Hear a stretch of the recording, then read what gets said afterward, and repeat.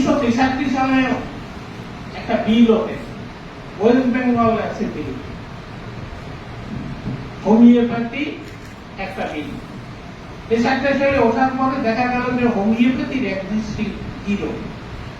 তখন বায়োকেমিককে সঙ্গে নিয়ে বিলটা পাস হয়।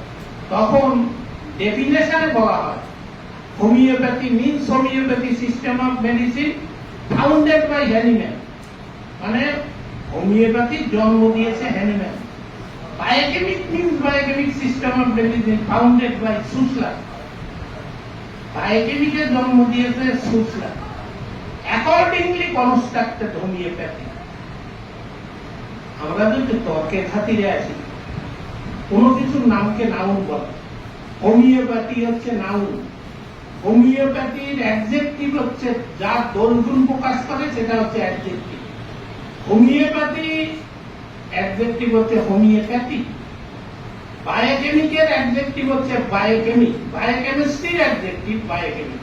এই যে বায়োকেমিস্ট্রি, আপনি জানেন বায়োকেমিস্ট্রি কলেজে পড়ানো হয়, বায়োকেমিস্ট্রি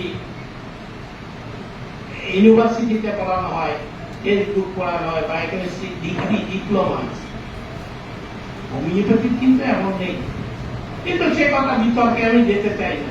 তাই দুটো সায়েন্সকে এক করে দিয়ে একটা পাস করলেন, দুটো মিলায় homeopathy means homeopathy system of medicine founded by Hahnemann and biochemic means biochemic system of medicine founded by Sussler accordingly constructed homeopathy.